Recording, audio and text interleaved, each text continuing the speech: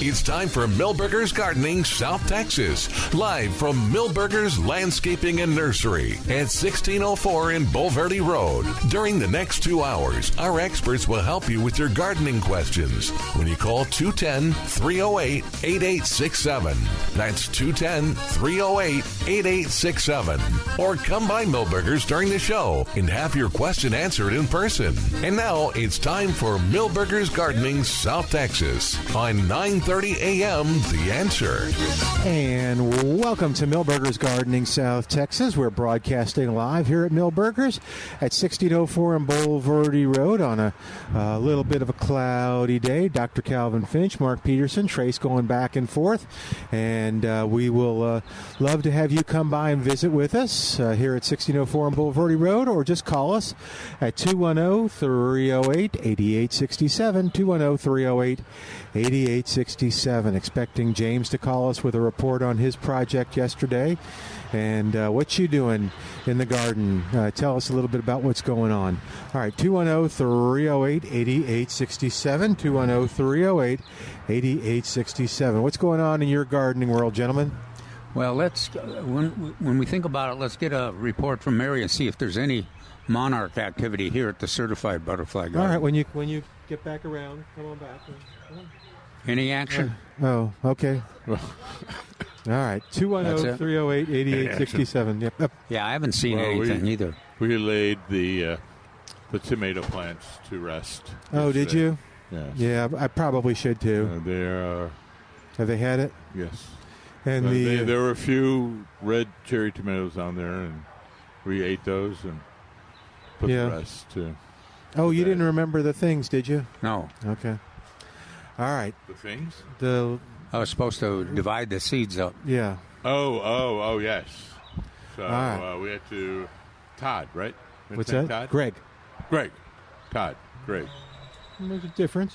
Which one is it? Greg. It's Greg. Okay. Greg from Dallas area. Our North Texas listener. Yes. All right. Well, what else is going on in the garden besides the Monarch Report, which was sort of... Well, we're getting... we're continuing to... You can still plant the winter annuals.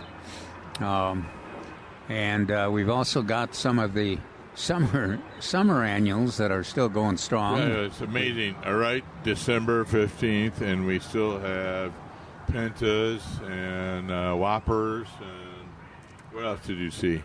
Pentas and whoppers. And those are the two dominant ones. Autumn Sage, the Salvia Greggii, still hanging in there. Oh yeah, for sure. That's one with this kind of weather really prospers. Yeah. So it is interesting. December 15th. You know, keep remembering that. I made a comment 15th. about the lantanas being in full bloom here at Milberger's, but that there wasn't much action out in the neighborhoods. Mm-hmm. I was wrong. I've noticed that there's not as much action as there was in the fall, but there's still lots of things blooming. Purple trailing and purple white. I mean, a white trailing lantanas. Yeah, and the orange and. Oh, really? Oh, really? Because I know this is the time of year we talk about seeing the purple. Right. Yeah. So there's still. I heard orange, so I didn't know if he was speaking well or ill. He raced all the way from one end of the nursery to another within seconds, microseconds. We were just talking about lantana. Calvin's seeing a lot of them. Surprised me because I thought they were. I think this is the best time of year for purple myself. Yeah. And white's pretty good too. Yeah. That's what Mark was saying, yeah. Right. So, I really like the white. I mean, just kind of a nice color this time of year. What about the alyssum? That's pretty spectacular, right? That is. Yes, we have it. I don't know. I was looking to see if you also had the purple, which we did a little earlier. I like the way it fills up whatever container you put it in there. Yeah, it fills it up. That's why it was nice. That's why. And the fragrance is wonderful. When James was asking us about Johnny Jump Ups, how far our party should put, I'm like, well, kind of fill the whole pot, whatever space you put them at. Yeah. So that's another one. Listens another good one, and some that are a little more sensitive, the stocks and the snapdragons. If we get freezing weather, they'll probably quit blooming for a while, and then we'll see them again blooming in the spring. The spectacular bloom in the spring. I was trying to think of the calendula. I guess they have a little break sometimes too if there's a freeze. I think they're kind of over. What do you think? I'm sorry, I was lost in thought. No, you were looking at the calendula. That's what I wanted to. They're pretty.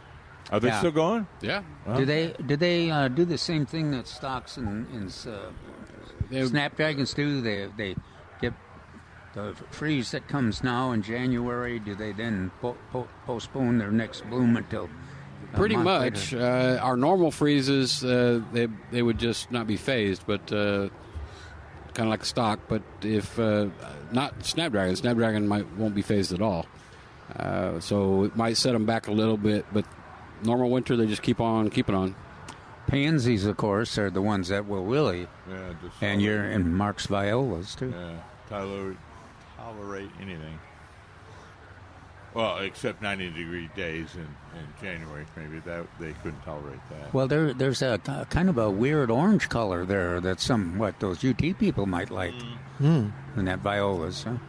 At the violas, there was incredible. I think it's a lifestyle or a choice, not anything else. I'll pick orange above anything. It could be. That's Bert would agree with me. A Rheineboven, a house of orange. So. We Dutch people like lots of orange color all the time. All right, Trace, tell everybody else what's going on here at the nursery. I just saw someone get a live wreath and garland. Yep, we still have live wreaths. There's no garland. Oh, okay, just wreaths. Great selection of wreaths. Oh, and still a very good selection of Nordmans. Oh yeah, on the trees. Handful of Nobles, handful of Frasers, handful of Balsam. Now tell us again why Nordmans are good. Well, they're good for some people and not for others. So it's a beautiful tree, but it has no fragrance. Right. So if you like the fragrance, great. That may not be your choice, but if the fragrance makes you sneeze and your eyes water and cough and sputter and do all that bad stuff, then Nordmans could be for you. I got a kick out of Jody this morning. So I see her pick a branch up off the ground, and it's a Nordman. Yeah. And she's sitting there trying to smell it. Oh, no. Like, what are you doing? And then she ended up with Christmas tree on her face because she. No, that's funny. How's your ceiling doing? Well, I had an artificial tree this go around, so okay. No more green stripes. Okay. I did paint the ceiling now too. By the way. Oh, okay. So it's now. Now I can't see the other stripes. Oh. I kind of like that. It's like a tradition. It's like a holiday tradition. Christmas miracle. One I didn't agree with because we always paid more to get the tree taller and then still have to cut the top off. Sometimes, not everybody's in favor of the tradition. What else? Christmas cactus. Talk a little bit about that. Christmas cactus. We got poinsettias. In fact, a great selection on poinsettias. Yeah. Well, and we're talking about beautiful plants and lots of choices. But also, we've got a little time now to get ready for cold weather that may come. So come on over and look at all the things that Trace and Mark are talking about, and then also get some material fiber to cover plants. And then if you want to get some of those faucet covers, they're available at most of the hardware stores. I've even seen them in H-E-B. Yeah, we don't carry those. I know. But it's interesting. But also get the lights. I remember in your article, which was great, talked about workman's lights and poultry lights. And I thought I had forgotten about poultry lights. They're pretty good. They're pretty warm. Consistently warm. Well, and they're easy to keep off the ground, and they don't... You usually don't worry about them being a threat in terms of burning anything, or cloth, or anything like that. Now, again, I will see people, especially with citrus, like take huge refrigerator boxes. I guess that's what they are. I don't know what else they were for. But they'll just put it right over the top. Sure. Creating dead air space is one of the ways we stay warm. So it's how the plant would, too. I wonder if But it all comes down to the length of the cold. Yeah. So just like you stay warm, you got an undershirt, shirt, sweater, coat, overcoat. The plant needs layers too. Yeah. But it seems to work. Their citrus is alive year after year. Speaking of citrus, too, we're talking about kind of Christmas things. Trace pointed out right as I was leaving. See the basket? See the Meyer lemon? No, Calvin. This is Trace pointing to the basket. This was yesterday, Calvin. As he was. As I was leaving, there was somebody with a basket at the register and goes, "Look, see, that's what I was talking about." And it was a Meyer lemon and 2 poinsettias. And 2 poinsettias for Christmas. Yeah. Cool. There you go. Yeah. So Trace was not exaggerating. Let's see. I've been known to, but not on that. Okay. You don't have to, apparently, on that. And talk about the wave petunias. Is it wave? Yes. Okay, that's what I thought. So petunias, moderate winters, they hunker down kind of like the bluebonnets. And if you can get them in and established, they can take the cold pretty decent, and they can also rebound faster in spring. Because you do have a limited time. Once it gets really hot, it's hard to grow petunias. So you can have the prettiest petunias if you start them in the fall and winter than if you start in March or April. And the waves, a few years back, were spectacular and bragged about and used by a lot of gardeners. And then we had some problems with their survival. And now it appears that they're back in full use and some pretty colors too. Yeah, there are some gorgeous colors. Even the Aggie colors out there. Big blooms too. Yeah, that's what I said last time. I know. I lost a bet with Calvin. I didn't even know you owned a shirt that color. I know. It was given to me as a gift. But, by Calvin? Yeah, not by Calvin, no, by another Aggie. Oh, man. All right. 210-308-8867. We've Calvin talked about gift cards as a great gift. And if you want to go into that a little bit, that'd be good. Yeah, then we'll have an article again next Saturday that will talk about more ideas for gifts. And if you remember, I think it was last weekend, we had an article that really covered the books, the topic of the books. Yeah.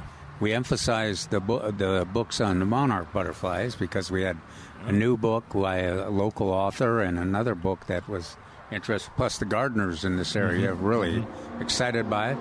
And there's a potential that it's going to be declared a emergency endangered species. Situation. So we want to be ready. A threatened species, not endangered. We're experimenting with that e-gift card. Yeah. So if you get a last-minute situation where you forgot to get somebody something and you don't have time for the snail mail to get to them, then we can do an e-gift card where it shows up in their email, and they can save it to their wallet. Yeah. And the gift certificates are wonderful presents for gardeners because seems like they've always got a project that's waiting. What's the minimum denomination you can do on the e-card? Penny. Oh, okay. It used to be $10 on the hard card. I didn't know if it was still. E-gift card is shouldn't be. Doesn't matter. I don't think there's any limitations. All right. So you can. How do people do that? Do they call and say, "Okay, I think what they're going to want is this tree. How much are your live oaks in the blanket?" We can figure that out for them, but you need to have their email address. Yeah. Oh. So that we can email it to them. Okay.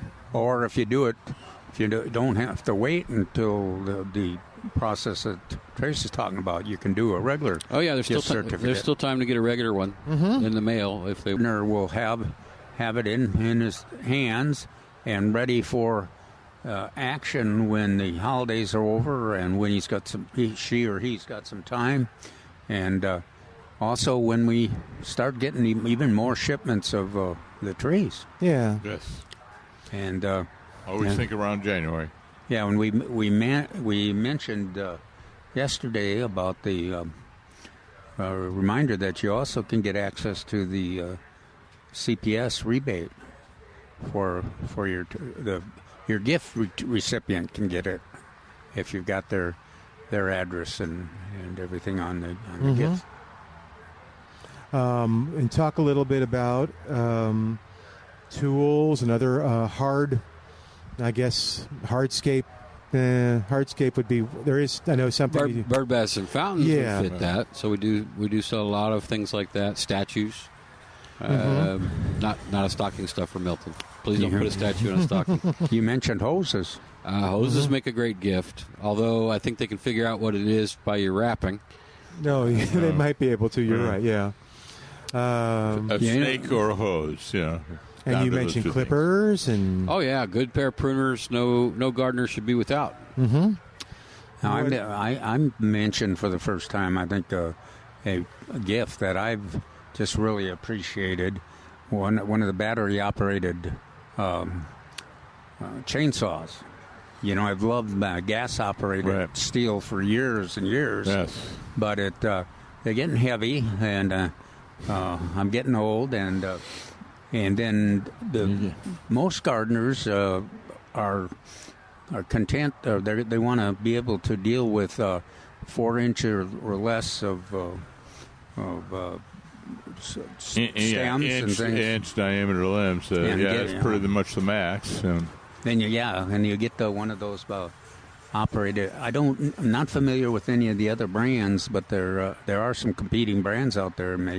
And if we've got any gardeners that have had experience with that, and they want to tell us that those are also just as good as the steels, that would be good. And then the what's our product for the hackberries? Stump killer. Yeah. Well, we always say that, but it's worded differently, Milton. I know. I always say cut stump, but it's cut vine. It used to be cut vine and stump killer. Yeah, it used to be that. It's still got those words in it. Okay. We'll have to check it out during the break. And lots of cyclamen. Oh, gosh, yeah. Tons of cyclamen, red, white. I can't understand why they're all red and white. Guess what the best color this time of year is? Red, white? Red and white. Yeah. Which is occasionally purple. Yeah, you have an occasional Which are the best sellers? Those three, right? So it depends on when we're having the conversation. Oh. Right now, it's going to be, red, white, and some purple. Uh-huh. Now, before Thanksgiving, it's all the other colors. Okay. I can't understand how he knows that the purple will not sell as much as the white and red when he doesn't have as many as purples as he does white and reds here for people to look at. Probably time, experience, wisdom comes from selling year after year after year. We might encourage gardeners that are planted a lot of cyclamen to tell us if they're with trace on the favorite colors, red and white. A lot of them are, for sure.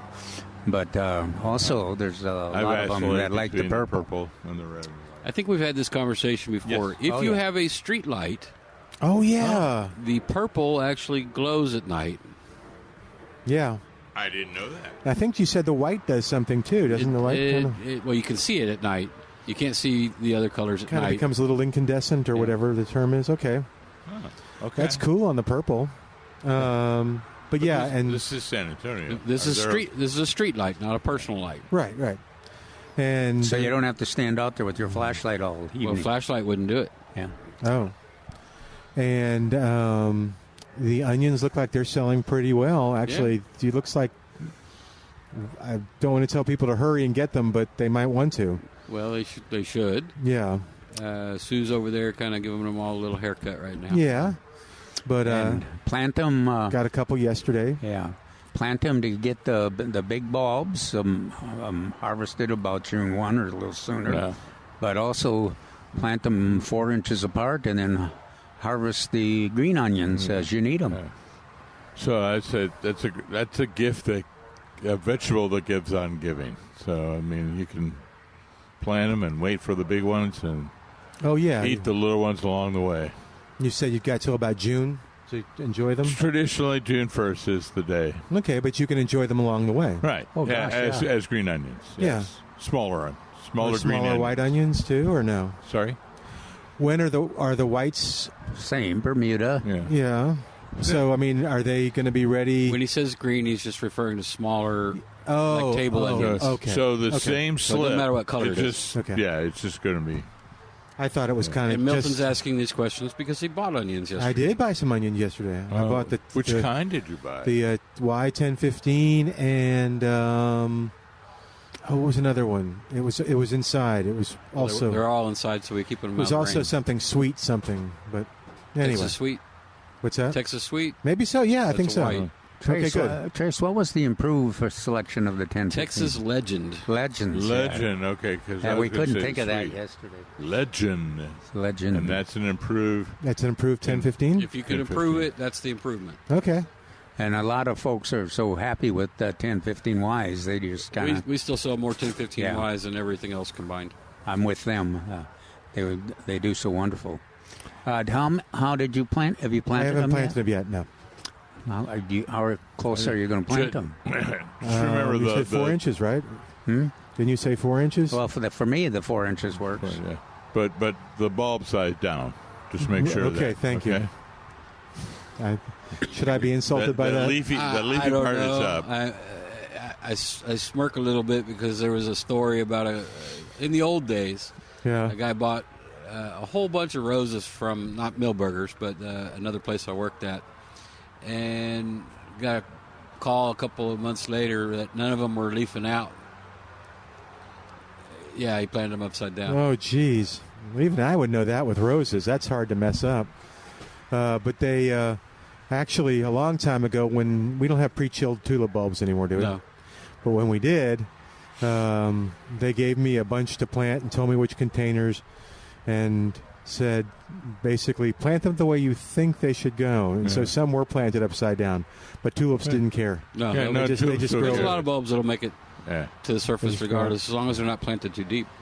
And the squirrels will find them whether they're right side up or right side down. It's probably too late to get tulip bulbs that aren't chilled, right?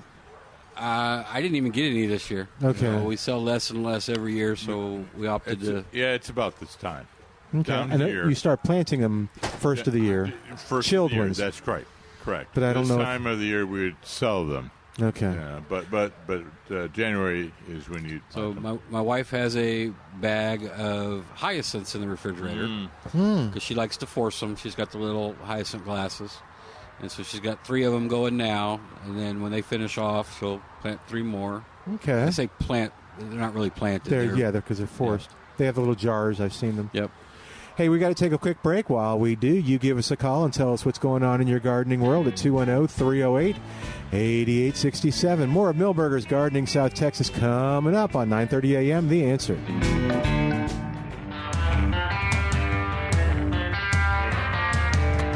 Welcome back to Milberger's Gardening South Texas on 9:30 a.m. The Answer. Our phone number 210-308-8867. 210-308-8867. Let's see if it works. And you say you have seen some orange lantana, have you? Yes. Okay. Yeah. The yellowish orange. That's the one that got him to come back. Okay. Oh. He's not listening. All right. 210-3 Chimera. Yeah. So it's one of the Chimera hybrids. Okay. Now that is subtropical, so that freezes back. Oh, okay. Exotic. Yeah, that's why both. What's your name again? Oh yeah, Calvin. Calvin and I were surprised, and when he mentioned that because it is a subtropical. But they do generally regrow in the spring. Oh yeah, so they're freezing down to the ground, but they'll shoot right back up. And I suppose that'll be another issue. We'll have a notice in Facebook that they're talking about when do you cut back the plants that are showing response to the cold weather. The porterweed didn't much like the 33-degree weather. It's leaves are kind of yellow and they're dropping. Yeah, but that goes what you and I have always said: as long as you possibly can. The reason is shelter and food. So lantana has lots of little seeds that produce, and then they can provide food for those birds which are primarily seed eaters. Well, so some of those that are some of my favorite birds are the that long-billed thrasher, and those are ones that you're going to see running about in the lantanas and everything, even after they've been frozen back, because they're looking, and kick up the leaves, and they are not at all gentle in their search for the insects and beetles and caterpillars under there. But they're very nice. They're very nice plants, birds to observe. Yeah, and Cappy was telling me too. I asked her if she participated in the Christmas bird count, but I asked her like if what other bird counts were coming up too. Just speaking of birds, and this was interesting. She talked about backyard bird count type thing, and that goes on most of the year. Can anybody do that, or do you know how that works? No, you got. There's a lot of opportunities, though. I don't know the specifics of the backyard. I've heard it. Okay. But the one that is most noticeable is the one that will be the Christmas bird count. Yeah. Right now. That will be the biggest and largest nationally. Oh, internationally. Do you remember when the results are published? Well, we'll get with Cappy. No, they don't confer with me to get the permission to publish. Well, I thought your interest in birds, you would just know. But okay. It depends on the. Sometimes it depends on the weather. Cappy will have to come out and tell us. Yeah, because if it's tough to see the birds, if the weather is bad, a lot of rain or snow or anything, then sometimes it takes a while for the count to assemble all the information. I wonder what the impact of the monarch being declared endangered will be. It depends on who you ask. You know, our two authors said they're not exactly sure what the impact will be, if there'll be any.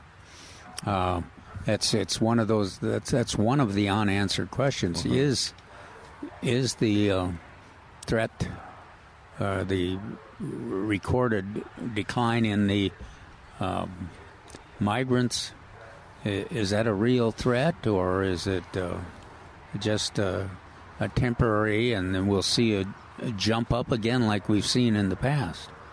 So. Oh, I meant in terms of like if they decide it's worth doing, does that affect the gardener or anything? If they have tropical milkweed, do they have to protect? It could. The monarch. It could. Depends on who is kind of declaring the rules. Right, and what rule? Whether they declare it threatened or endangered. Okay. So those are different levels. Now, I thought they were thinking about threatened, which is lower, but not quite endangered. That'll probably be the compromise that they arrive at. Because maybe some commercial operations might be threatened with milkweed. I don't know. That's all. Once it's declared, then what's called the rules process begins. Oh. And then it takes a couple of years to determine the rules that are applied to this situation.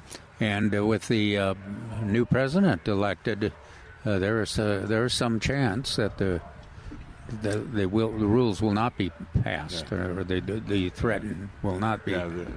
Well, the status. First determine the status, then they determine the rules. And that's how it goes. Okay, I was just curious. And any part of that process can be stopped.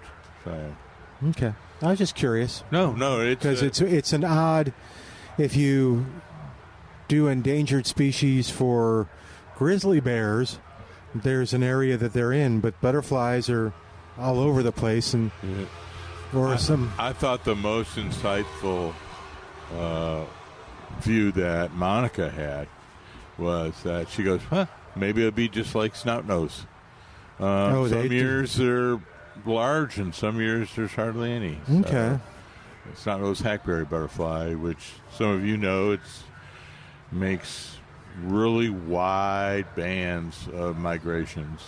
Now, there are some similarities in terms of arguments against it too. You mentioned the milkweed. Agricultural producers do not like we're probably not like any kind of control Oh, I on see. milkweed. Yeah, because they may have to not eliminate it. Yeah. But it's like it's the same situation. Well, for wolves, the wolves were very low numbers in a number of areas, and it didn't matter. Some of the agricultural producers were able to and the elected officials were able to really revise and limit the controls on protecting wolves. This was a big thing back in Calvin and I's neck of the woods, reintroduction into far northern Minnesota and parts of Upper Peninsula Michigan. The impact that would be. So When is the decision to be made? I know they're considering it. Is there a projected time for? I say 26. Oh, 2026? Yeah. Okay, so there's... All right, 210-308-8867, 210-308-8867. I'm trying to think of what else is happening in the garden. We mentioned the winter grasses are coming back. Is this, and we didn't mention, but the news and weather seems to be that it's going to be like this through Wednesday. Does that sound right? I don't know. You and I were discussing. I said, check it out. This is what I think. Oh, okay.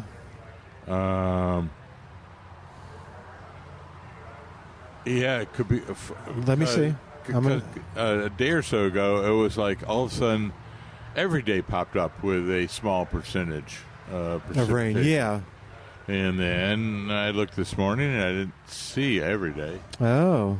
But I heard Friday was never supposed to rain. It sounded like a oh. And I'm still angry about it. So it looks like this afternoon 20%, Monday day 20%, Monday night 30%, Tuesday 20% during the day, nothing Tuesday night, Wednesday 30%. Then nothing Thursday or Friday, but there's a cold front coming in, right? For next weekend? Yeah, with the highs will get in the lows will get in the 40s or so. Yeah, they're not. It's not as severe. Yeah, but sunny Thursday, so that'll be nice. Okay, I was just kind of curious if that. It doesn't sound like it's one of those things. Y'all are. If the weather's like this, I'm sure that people are kind of like, I don't need to get out there and get that cloth and stuff. It'll be fine. But it's you want to be prepared. Always be prepared. Yeah, always. Because I've seen the little plastic doodads or the little styrofoam doodads. You go to Home Depot the day before it's supposed to freeze. Uh-huh. You can't find any. Yeah, what's up with that, Home Depot? But yeah, so go early. Let's see, they're moving around the cyclamen. I'm trying to think what else is going on in the yard right now. Not a whole lot. It's a lot of it's going to sleep. Okay, as we like to say, a lot of that is.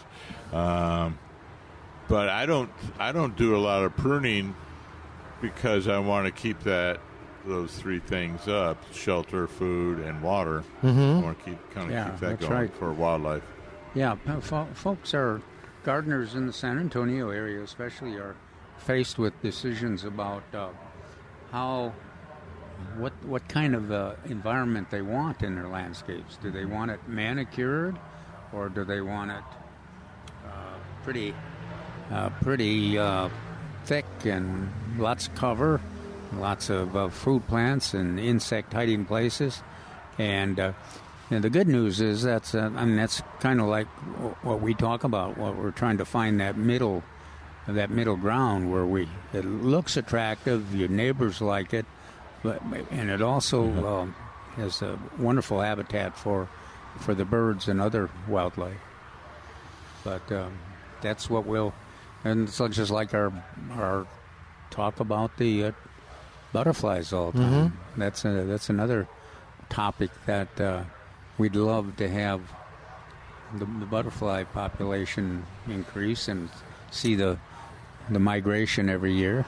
Oh, in both directions. Yeah.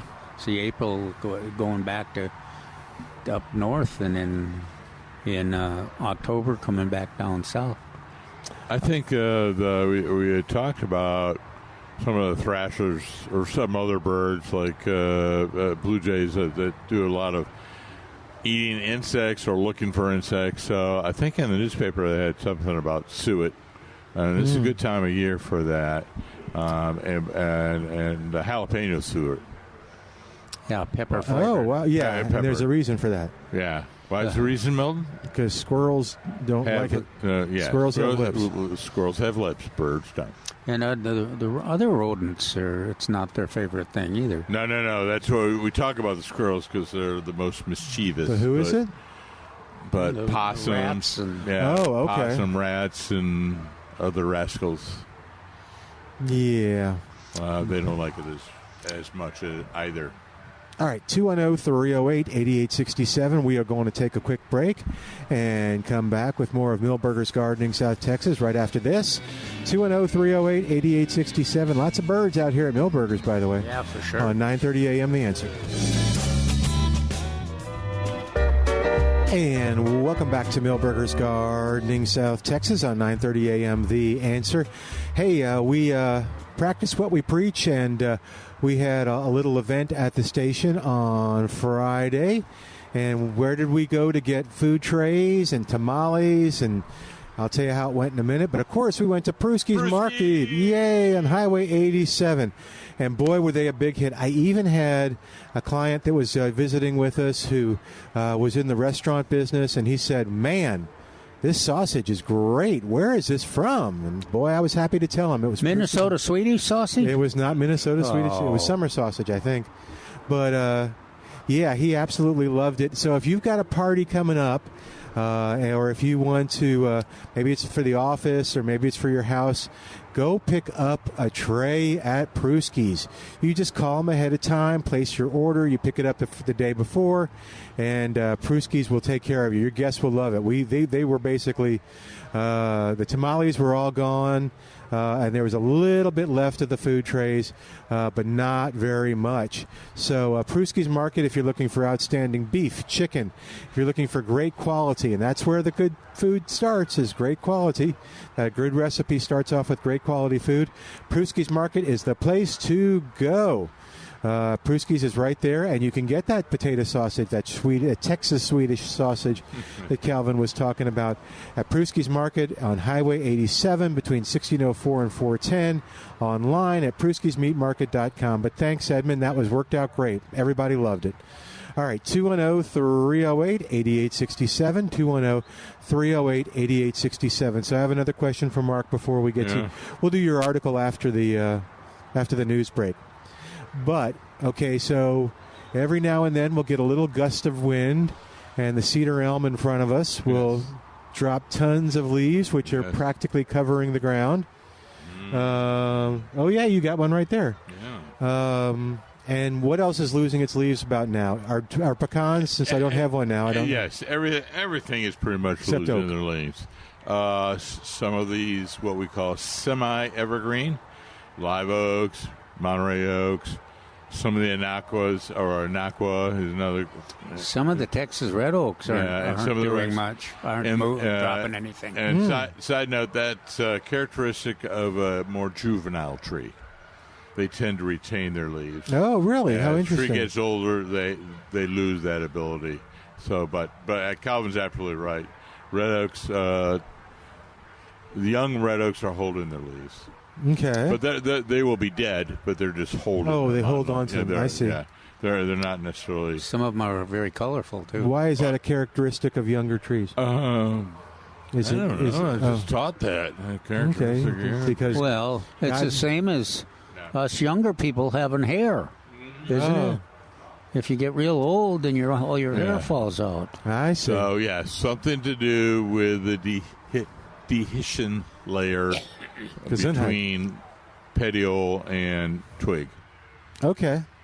I thought like a defense mechanism. I didn't know. No, it's just something. It just happens. It's just not fully developed, much like a younger person. I got you. Okay. So my question is, this isn't too bad with the cedar elm. Yes. But pecan leaves can actually get pretty thick. They're bigger. And then there's, I'm not going to call it a wise tale because there is some truth into it. But so I always heard, got to rake the pecan and the live oak leaves off, Okay. because it will kill my lawn. Well, not necessarily. It may smother it a little bit. So it's always good to open up the area and either mow those leaves Okay. repeatedly, one direction and then 90 degrees the other direction, or in fact rake them all up. And but that's how nature does it. That's how nature provides the nutrients for the tree. Is the decaying leaves? It's the decayed I leaves. don't pick mine up. Okay. Yeah. But do you mow them? I mow them, yes, if the grass is the sustainable winter what is lawn that? is growing. Yeah. That's pretty. This is a legally controlled substance? No. Oh, no, it's not. It's maple, Japanese maple. Oh, cool. So this is one of the best colors I've seen on a Japanese maple For a long time. almost ever. Yeah. Yeah. It's good. And we did not have the classic color change weather. It is sunny days, dry sunny days, and cool nights. Mention That's not what we had recently. So that's traditionally what produces good fall color in most parts of the country. Okay. mention what you mentioned, the other the medium size, the large shrubs that have the bright colors. Well, I think you were off doing your work there yesterday because we were talking about crepe myrtles. There are crepe myrtles, certain crepe myrtles, and I would love to make just a list of that if A&M hasn't done that in regards to the color. But They haven't done it in a while. Yeah, there are lots of new varieties of crepe myrtles of various sizes. And some of them really produce beautiful red color. What about those shrubs that are? I looked it up.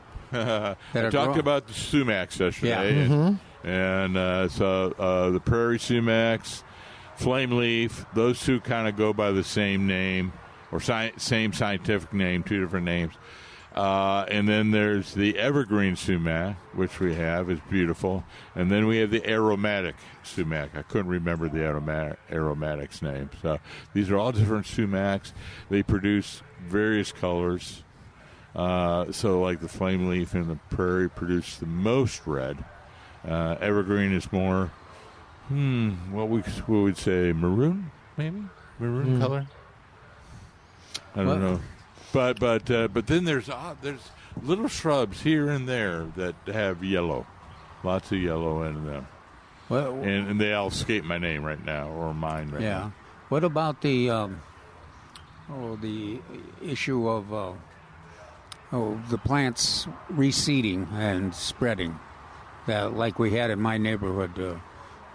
Chinese pistache. Chinese pistache. Versus, well, I did look it up again. Yeah, Chinese pistache is in the same family as the sumacs, and maybe that's why they all share those beautiful colors. But I drove through a neighborhood yesterday. I saw 3 large trees and about 100 little trees all over the place. I'm just went, I wonder where all those little trees came from. I don't know. My daughter has a beautiful one, and it never produces fruit? Nope. Be careful, Trace, because I said the same thing. I had a beautiful one and never spread. And then my neighbor called up Mark and said, I think he's made an error there, and he was being careful not to make fun of me. But he, in fact, did have some of the Chinese pistache that were really growing. They are male and female, if I can remember correctly. I remember 42 years ago recommending male Chinese pistache, so they must be male and female. Yeah, the problem is that if you don't have the female, then you lose a lot of the advantages towards the wildlife feed. Well, there we go. Why is the reason they're spreading all over? Well, it's the birds tend to like them and are spreading. Double-edged sword. Yeah. Well, we didn't realize that there were going to be a spreading problem when the A&M. I was working on the staff at that time, and we were promoting them, and we stated that they were not a problem. And well, Mark, you were probably in the middle of that. Yes, I was. Oh, my coworker reminds me of it all the time. Oh, okay. What was I going? Yeah, I can't remember what I was going to say, but I know. Yes, I also say the same thing. We didn't really know much about Bermuda grass when we brought it in, how much it would spread, or Johnson grass, or kudzu, all Bahia grass, all these things that were brought in. Conga grass. That sounds like an excuse, doesn't it? No, I'm just throwing it out there that we didn't know it would become this much of a problem. Yeah. Well, pretty much everything we brought in has become a problem. What is the big one that vines through the south? That's kudzu. Is that kudzu? Okay. Yeah. It's in trees. It's all over the place. Yeah. Okay. And it was brought in as a erosion control / vegetation. Okay. Oh, speaking of erosion control, we talked about grasses, but what about, is this a good time to also do ground covers? And what do we got in terms of ground covers? It's a good time of year to get them? It is, but it's a hard time for us to find them. Oh, okay. So, for example, English ivy is very popular. It does not root well when it's hot. So they don't even try. So they're rooting now for the crops for spring. Okay, but the homeowner would also have trouble spreading it? Oh. Well, no. The roots grow year-round, but as far as making babies, it can't be done when it's hot. Okay. But we do have a lot of Asian jasmine. Mm-hmm. Probably the best ground cover in town. I might be the only one with it. Liriopes, monkey grass. Dwarf Ruellia? Yeah. Dwarf Ruellia. Some Mexican petunias. Trailing lantanas would all be in that. Oh, yeah. Mark's favorite, white. Mark brings up, too, quite often, which I think is a good point, is the kind of the middle-sized, shade-tolerant, like our friends with the, help me on these, the two shrubs that are shade-tolerant. Of the hotleys or the liriope or? No, the medium-sized shrubs that have the blooms. Spider, Well, the spider wart, but also, are you trying Laura Petalum? No. That has a purple. Turk's cap. Oh, Turk's cap. I thought he was heading towards crinum myself. Yeah. Oh, well, that's when it says spider. Spider lily, which is a crinum. But there are numerous crinums that are not called spider lily. Hello. Some of those are prettier. Welcome to the radio where we forget everything. I still can't remember which one you're talking about. But why were you asking about those? Well, what I bring up all the time is go different layers. Just don't go one layer like say all Asiatic jasmine. Go different layers, gotcha. and there's different plants that you can use that we have available on our palette.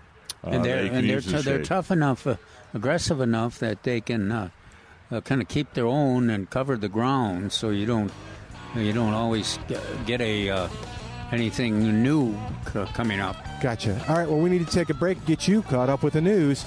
210-308-8867. Milton Glueck along with Mark Peterson, Dr. Calvin Finch. Be back right after this. You're listening to Milberger's Gardening, South Texas. Come visit us, 1604 on Boulevardy Road, and listen, of course, on 9:30 a.m. This is The Answer. We're back with Milberger's Gardening South Texas, live from Milberger's Landscaping and Nursery at 1604 in Bulverde Road. Come out to visit or call us at 210-308-8867. That's 210-308-8867. And now back to Milberger's Gardening South Texas on 930 AM The Answer. And welcome back to Milberger's Gardening South Texas on 930 AM The Answer. 210-308-8867, 210-308-8867, and toll free outside of San Antonio, 866-308-8867. But yeah, call us and tell us what's going on in your gardening world, and we'll be happy to talk with you and see if we can't solve your problem or let you do a little bragging on your garden. Anything going vegetable-wise that you're getting? Well, people are writing about preparing for potatoes. Oh, yeah. February 1 is kind of a target date for potatoes. You know, we dig a trench if we can 18 inches deep and plant the seed potatoes, pieces of them, about every 18 inches. And then as they sprout, you put in the soil on top and just keep covering it. And if you don't have 18 inches of soil, a lot of us don't for raised bed gardens, then you can mound it over the and that works really well too. But potatoes are easy to grow or fun to grow. You can harvest the first ones when they start blooming, or you can wait until they have all plants have declined or browned. Okay. Then you don't want to leave if it's a wet period. You don't want to leave them in the ground after the plants have declined. But that's a good one. So always and still, it's a good time. We've talked about onions and spinach. It's a good time on spinach, and even our English peas, and in the flower garden, the sweet peas are doing well too. Oh, cool! And then. Are some of the other ones starting to do anything interesting? The broccolis? Oh, yeah, the broccoli you can always plant to about February 1st. We're getting close to the time when the deadline cauliflower and some of the other greens can be collards and kale. They can be planted too. Still. Yeah, and then I'm trying to think. Radishes, and carrots, and turnips, and beets. We always let people call and brag on their tomatoes, but I thought, okay, well, if you don't have tomatoes, what might you have right now? So what could you call and brag on? Yeah, I went and picked a bunch, and the tomatoes are not as attractive as they were 3 weeks ago, but they're still producing tomatoes, and there's lots of green tomatoes still on the vines. So get those, use them as you can, and get them in the house, and let them ripen in the house. If you've got friends that are raccoons and oh gosh, yeah, I didn't even think about that. Fox will do it too. Even we have coyotes will even eat them. We have gray fox, opossums, kitty cats, raccoons, and roaches, rats. I'm sorry. And based on what Trace has said, some dogs are tomato eaters too. And not only are they tomato eaters, they hunt for them. Oh wow! They flip up leaves and see if they can actually find them on the vine if they're covered by leaves. Well, I didn't make it. I was going to get a cookie. But I didn't make it. Okay. But I heard you talking about the vegetables and herbs. Yeah. So, as Calvin mentioned, we have a lot of leafy vegetables you can still plant. Spinach, collards, kale, Swiss chard, and parsley. And parsley? Parsley. Okay. And we have some sage. Occasionally we also have some rosemary. both in the larger sizes and the 4.5. Well, the black And then swallow. finally we have time. He's got to sing the song to himself. The black swallowtails will appreciate it if you plant parsley too. And the cilantro. We have cilantro out there. So dill, parsley, rue. So, but We were I talking about- had to sing the song, yes, to get all the Okay, yeah, you missed that. So the visual is Mark going, looking at the parsley, sky, sage, thinking, rosemary, mouthing the words to the and song. Time. Yes, Yes. we do have time.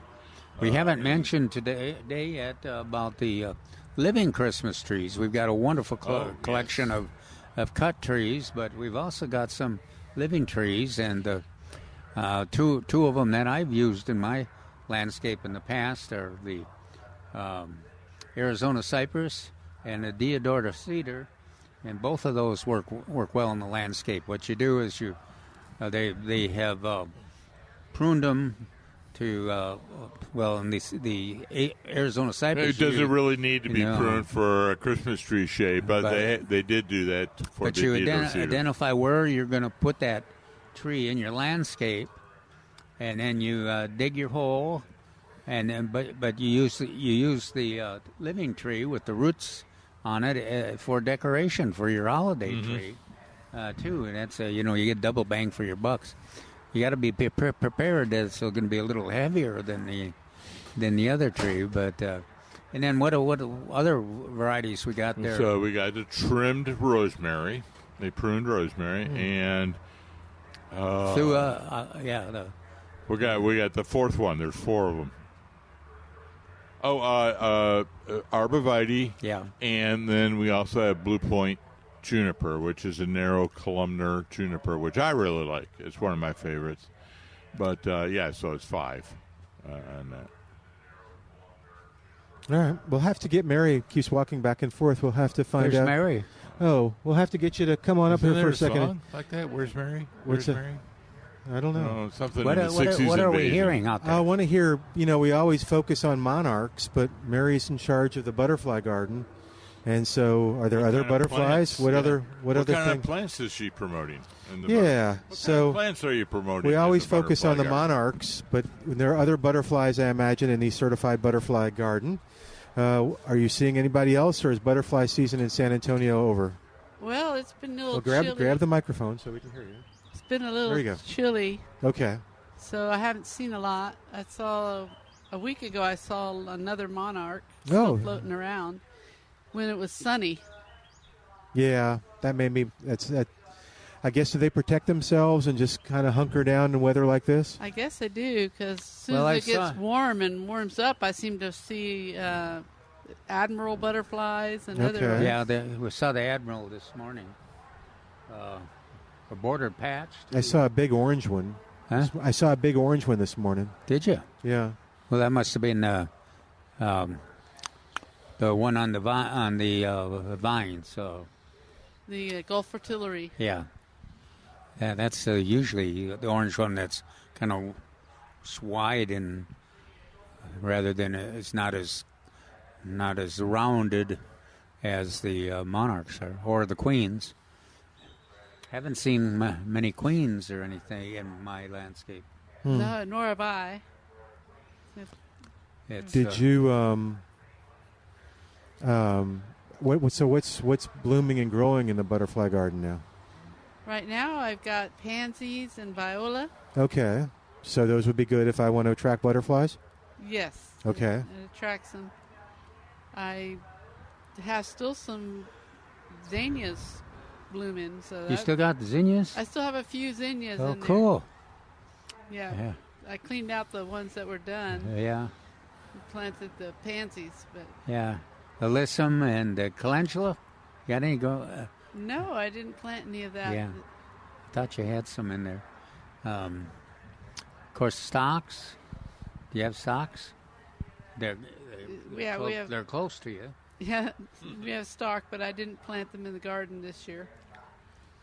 So, but anyway, if you're interested in the butterflies and you want to see the certified butterfly garden here at Milberger's, this has been identified as meeting the needs of native butterflies, and it's an attractive planting, and also it does a good job in terms of meeting those needs for nectar and for other foliage if they're nesting, if the monarchs and the queens when they're. What do you have for milkweed in there? Is everything retreated now? Just still have the tropical milkweed up. That's a controversial Yeah, issue. controversial one, but I can't pull it out when it's blooming. And it's a good nectar source. It is a good nectar source. Yeah. So it is controversial. I think, you should prune it at November 1st, but it's so hard. It's so hard. Is there a reason I can't hear him? No. You should be able to hear him. Oh, now I can. Okay. It's maybe desirable. It's a conscious effort or subconscious that he's not hearing me. Oh, maybe so. Anyway, yeah. So I think we were talking too about Christmas gift ideas. I'm encouraging people just to come if they didn't know the gardener in their world, what they wanted. That Milberger's could kind of begin to ask them questions, and someone like you could just kind of maybe figure out what they might like. Do you have a Christmas gift list from Milberger's for the gardener? And a Christmas gift list? Yeah, something that if people came would be a nice gift for If somebody came to you and asked, I need something for Christmas, Mary. I have no idea. What's the perfect Christmas gift for the gardener in my world? The one that we quite often mention is gift certificates. Yeah, we mentioned the gift certificate. But there's a whole list of things that could be purchased with gift certificates. That's a tough one for me to answer right now. Yeah, there's a lot. Okay. That's a lot of choices. So I have favorite books. Okay. What's your favorite book? What are some of them? The Texas Landscape and Gardening book that we have. Is that the Greg Grant? Yes. Yeah. Okay. Everybody mentions that. Oh, yeah. That's great. Yeah, I didn't realize we had it here, and then a couple Saturdays ago, I think I went and looked around the corner. And there it was. There it is. I love that book. It's very practical. It's got a lot of great information. Step by step. Yeah. That's a nice thing. Yeah, I like it. I like the idea. Easy to read. Yeah, that you can kind of pick out a landscaping situation similar to what you're seeing in front of your house or in the backyard, and then I have ideas. How to select. So what's the name of that again that we have? Texas Home Landscaping, right? Home landscape and design maybe. Something. But it's Greg Grant and another author whose name I forget. Okay. I'm sorry. That's okay. I think it's a Peter something, but no, I can look it up. We got two, at least one of the publications. Is it the Austin? Yeah, from Travis County.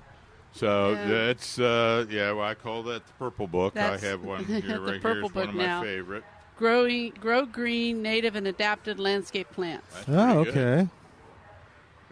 Yes, that's just one. And again, I call it the purple book, and you have it here at Milberger's at a very cheap price. I noticed. It is. I'm sorry, a very reasonable price. Yes, it's a donation price. Yes. Yeah. Basically, it's only $2. But it has all the native plants, so it would be appropriate for us in our area here. And the pictures are lovely, as well as a spreadsheet of all the little details that you want to know about. The characteristics on that. So it's a great book. Well, we're talking about what, $2 is all for that. Yeah. So it's it's less than what I used to have to pay and order some from them up there and distribute them as gifts from SAWS at various attendees. What's another one of your favorites books? Oh, those two basically are the ones that I totally recommend to everybody. What about Gaeta Jilski's Attracting Butterflies to Southern Gardens? Do you like her book? I have never read her book. Oh, yeah, I think it's a great book, too. It's a good book. Yeah, Yeah. excellent. All right. Well, cool. It's, All right. it's hard to pronounce her name, but... Yeah. Well, what do I always ask you? You know, Calvin, the book, I can't pronounce the author's name. No, and then Calvin's the only one who can actually pronounce it. how do you pronounce it? Gayeta Ajilski. Oh, okay. All right, 210. Thanks, Mary. Thank you. 210-308-8867. 210-308-8867. And toll free 866-308-8867. The number to call to be a part of the show. And as you can see, you get lots of good educated people here at Millburgers who know their stuff that can help you have a really big, successful gardening experience. So, yep. Jeff. All right. A segue. Oh, okay. So I mentioned this a couple weekends ago. There are a lot of great articles on Garden Style SA or GardenStyleSanAntonio.com. You just go and look at articles and archives, or better yet, you go into the search engine and you say, how do I care for those Christmas gifts? And then it says, keeping those living gifts alive pops up.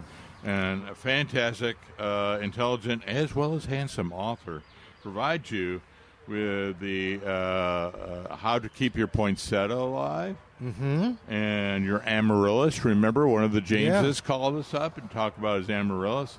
And I have a more specific information for that.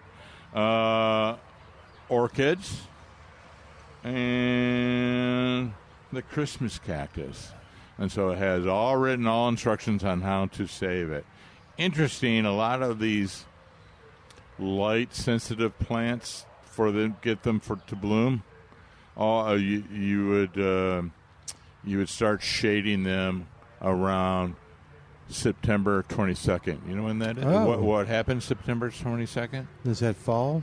Yeah, that's the fall solstice. Okay. Or equinox. Equinox. Yes, thank you. Thank you. You know, our buddy up there in Michigan, he's taking notes. I know. Bert's he's keeping notes on. Bert, we want to report at the end of the show. No, Bert, no.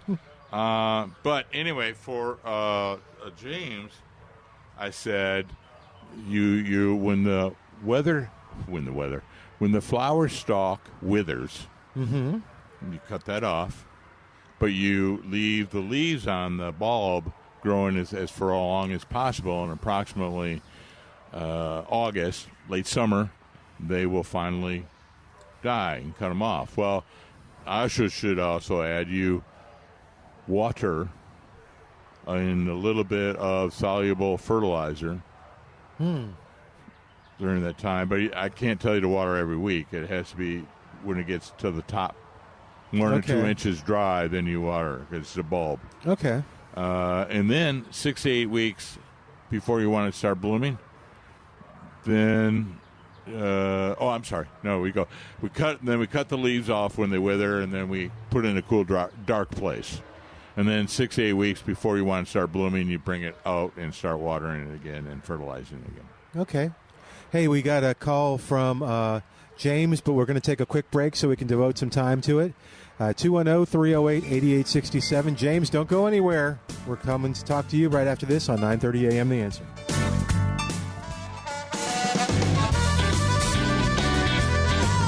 Welcome back to Millburgers Gardening South Texas on 9:30 a.m. The Answer. We're going to go right to James now with a potato question at 210-308-8867. 210-308-8867. James, welcome to Millburgers Gardening South Texas. How you doing today? Pretty good, man. It stopped drizzling out here. We probably got about a half inch of drizzle all total. Okay. Well, that's not bad. That's not bad, yeah. So what's happening with your potatoes? Or not we happening? want to order a 50-pound sack for everybody. So I kind of need to know when I need to get my order in, because the potatoes have to be cut and calloused and sprouted. So what's your best guess on when I need to get that sack delivered? Well, you can't go wrong by targeting February 1st, but you could, if you going to have more than you need, you could start even earlier, right away, because it's well, let's see, it's December. Yeah, it's December 15th. As time flies, it's going. Yeah. So you could mid January would not be too early. Okay, but the latest date's going to be the 1st of February because it takes 2 weeks to sprout those spuds. Okay. It takes 2 weeks for them to come out. Yeah, I don't remember. He's asking. Yeah, I don't remember. All I remember is it's getting towards that time, and February 1st is always the time that I remember planting them. Yeah, I always think of. I was trying to remember if my seed potatoes always had some stems on them, or if that was an issue. Well, I think either one worked. I think planting them a little that early in mid-January, you would get that extra 2 weeks you're talking about, and but then planting them in February, that would still give you plenty of time, I think. So when he's going to get just regular, are you going to get regular potatoes and then cut them up and calce them? Or what are you going to do? I'm going to order some Pontiacs from up north in a 50-pound sack. Okay. And you probably know where they come from. Right. Well, okay. Yeah. Lots of areas just north of Grand Rapids, my hometown. Yes, sir. Yeah. Yes. So, hey, Trace, it came up as when are you going to order your seed potatoes? Oh, they're already ordered. They are already it's ordered. It's a matter of when it shows up. It should be sometime in January. Okay. So I think I was trying to think of a spud joke for you, but no, that was pretty good. No, keep it clean there.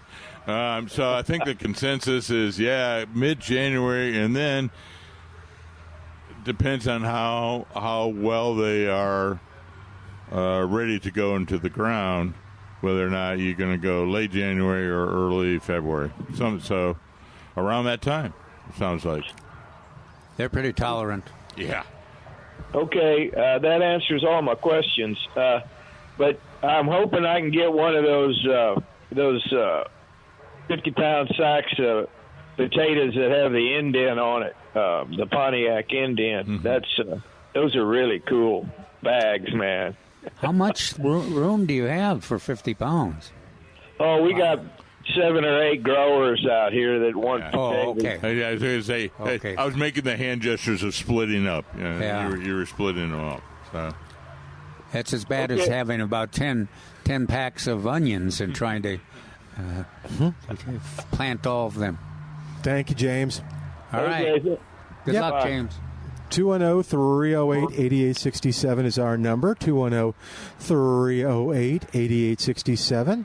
Or come on by and visit with us at 1604 and Bulverde Road. And if you have a gardening question, they can help you too. You don't even have to come on the air. So how about that? All right. What else is going on, gentlemen? Trace, you got things that are popping up. Are you still getting grass questions? Always. Always. Yeah. So what kind of questions are you getting, grass? Yeah, I'm intrigued. Rye. Lots of questions about rye. Oh, okay. I actually had someone today insist they wanted to plant Bermuda, and we had to talk them out of it. Not sod, but seed. Yeah. Oh, okay.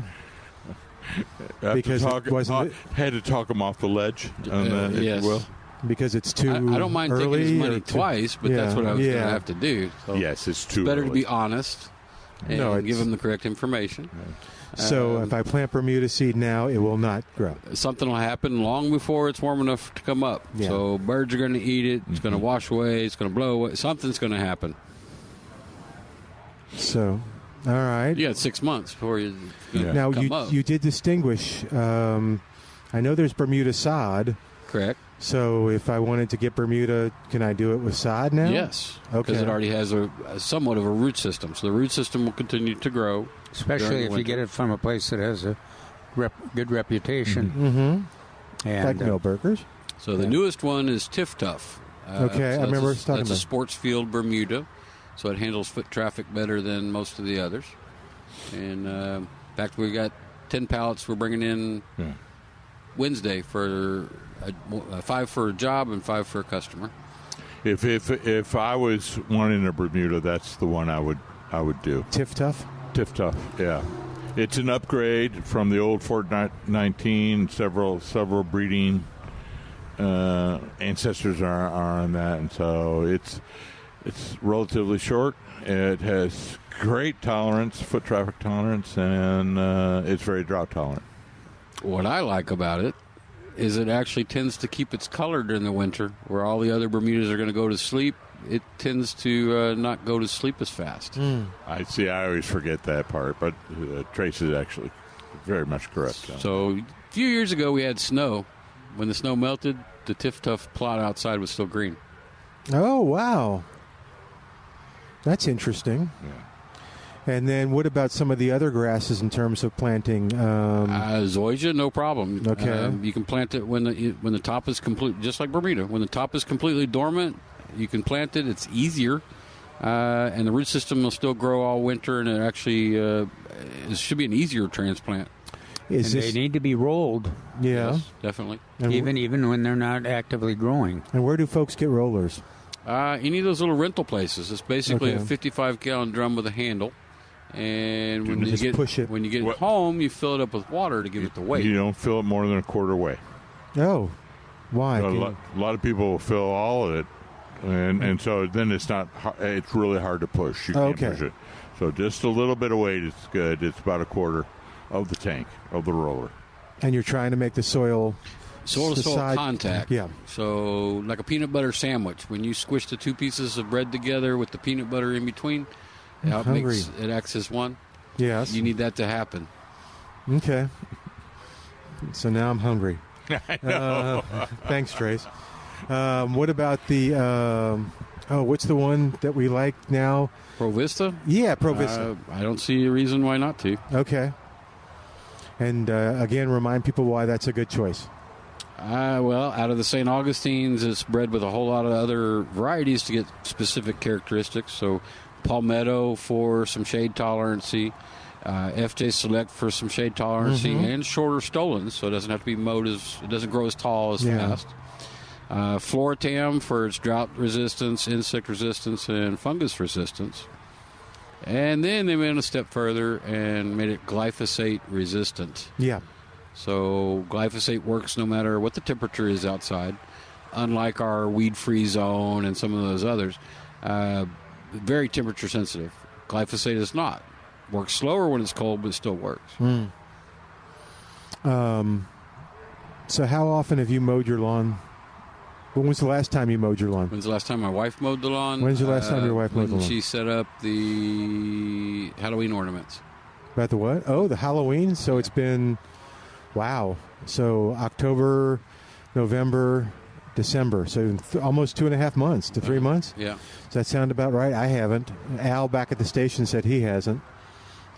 Well, it works if you don't want the lawn to get out of hand. You don't want the growth to be unattractive because you're losing some of the major effect from this sustainable winter lawn if you don't keep it mowed. Yeah. Oh, okay. But if the weather's been cool and you haven't had much growth, you're not, it's fine. It is. I know the rescue grass that's growing in my vegetable garden and cut flower garden is very attractive and uniform, but it's not taken over. I mean, it's not trying to produce a lot of seed or anything at this point yet. Yeah. We haven't had the precipitation that's normal. Oh, okay. October is usually... September, October, November. Yeah. Looking towards December. We've had some rain, but not what we usually have on the average. 0.03 inches. I keep seeing that. Yeah, for December so far. So here to give the Bert report, we have Michigan Bert on the line, but I think he has a question for us. Oh, okay. What's going on, Bert? Welcome to the show. Yeah, thank you. Well, I'm sitting here and it's maybe 40 degrees, drizzling and gray. That's the status in Michigan. But It's the question. Yes, sir. Okay. The question I have, emerald ash borer, are they exclusively for ash trees or do they also appear on other trees? We have a lot of trees that are dead, and then when they're dead, the outside falls off and you see all those canals in the wood. Mm-hmm. Yes, that is, but since it's kind of low on my priority list, it probably should be higher because they are moving slowly south. But the emerald ash borer will go to other trees, and I can't remember which ones they are. Maybe sycamore and maple. I can't remember which ones they will do. So, but it is a serious threat, and it's just kind of it's lower on my priority list just because I haven't investigated which are the other species other than ash. Okay. So, but it can happen. Sometimes I give a name to something like the tomato horn worm, but it was what I've read actually tobacco hornworm because it was discovered on tobacco plants first, and so it gets a name, and then later people find it. I think we found them as children on the ligustrum, but maybe that was different. It could be. I don't know. Yeah. So we always like say when all the food is eaten up, then they go to whatever else is next on the list. And a lot of times we're worried about the primary pest or primary host before we go and start looking for other hosts. Yeah. Okay. Well, thank you. Okay. You're welcome. Yes. I'll tell you what. I'll give you a promise. I'll go out and investigate it a little bit more and see what the secondary hosts are in Michigan and down here. Yeah, and a report to know. And a report for everyone out there, everyone listening. What is the rate of movement for emerald ash borer down to San Antonio?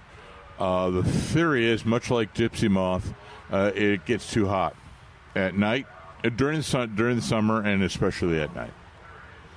So it may not pose a threat to us. But, if it does come down here, I can think of areas, hundreds of square miles in San Antonio that might be wiped out of trees. Oh, hopefully not. Yeah. And another question, if I may. Yes, sir. Yesterday you talked about grafting. Why is it that grafted plants fruit sooner than plants that you grow from seed? Well, that was a great debate between Calvin and I and the Myers.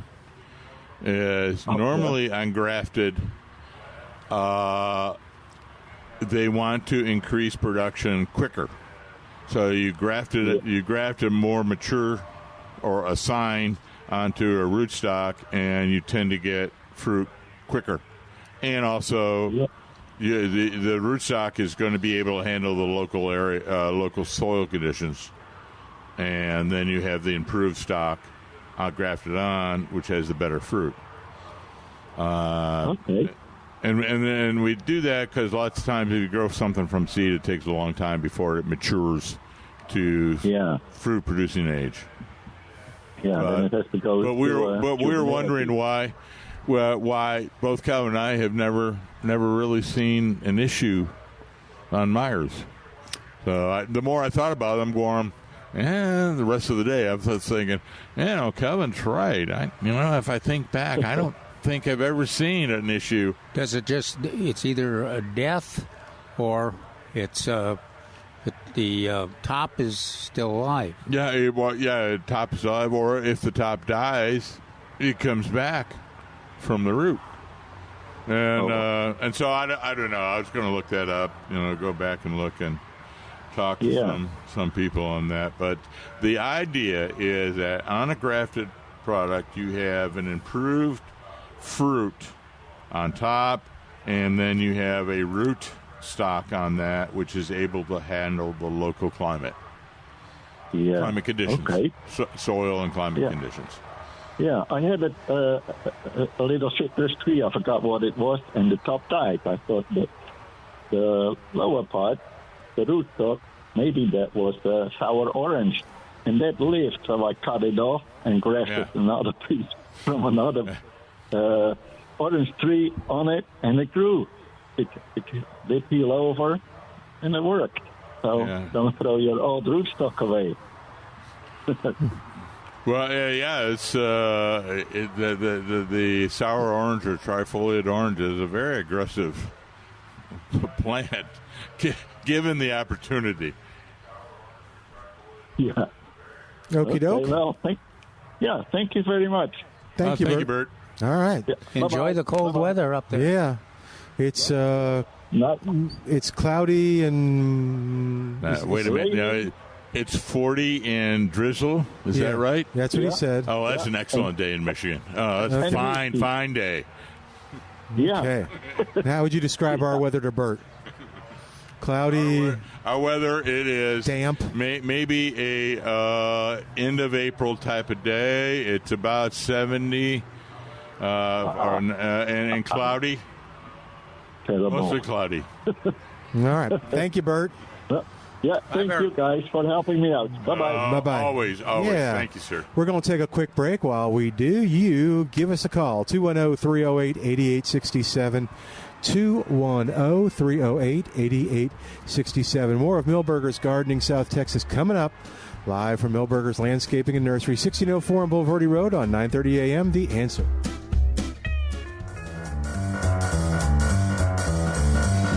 And welcome back to Milberger's Gardening South Texas on 9:30 a.m. The Answer, 210-308-8867. A gentleman asking Mark about the wave petunias. And, they look great. Don't they? Don't you think? Oh, yeah. Yeah, they're one of my favorite petunia varieties. Thank you. How you doing? All right. What was he asking? So he usually has some pansies, but and alyssum, but he liked the better height and color and pests. And so I said, yes, those are an improved variety of petunias, and not a lot of things are going to attack them. So if you want to do that, plus some alyssum around the sides, that's great. So he was making hanging baskets is what he was doing. Okay. Oh, cool. Those are perfect for that. So these petunias, these improved variety of petunias, you got a little bit more height to them, but they will cascade over eventually. So you can put that and then a lower alyssum maybe to fill in around the lower edges. They're a little bit muscly, more muscly. They're more muscular, yes. But they will come over the side a little bit. So that's why I like them. They got a little bit more height, and they'll bend over the side on a container, but they have such beautiful color. Yeah, the color is kind of like key. your shirt. Yeah, they're kind of like my shirt. Yeah, that's a great color. They got that color. They got bright red, blood red, right? Purple. Yeah. My purple. Yeah. Well, in the old days, that used to be the violet used to be the chief color. Yeah. And then doing later in the gardening year, that's the only one you would really like see. The bright red as well. Yeah, it's got kind of a darker throat. Yeah, it's spectacular. And a red, bright red outside. So lots of opportunities there on those wave petunias. They're on the table closest to the porch. Yeah, did he say? I mean, he said he normally gets pansies, but he's going to Yeah, get... he was looking for something different. So he said he had pansies and alyssum in the past, and he was looking at those. He was wondering what they were. And I said, well, they're an improved variety of petunia, because they didn't look like standard petunias. As Calvin said, they were more muscular. Yeah. Very cool. All right. So we'll talk a little bit again about things that folks can do this week before we meet again next week. Are you saying that it's time to pull up the tomatoes? For me, they had past their point. It's the time to harvest the fruit. Yeah, if you don't, it's not going to linger long. I mean, between the shared the raccoons that are going to share it with you and the potential for a weather attack, you want to have all the full sized in the house so that you can get it ripened. But keep if yours are like mine or like Trace's, they're still producing. They got full size green tomatoes. So I know they have lots of therapy for Texans. For when they have to pull their tomato plants. Most often it occurs around July, and they can't pull those up. And I'm like, please pull them up. Spider mites. They're infested with.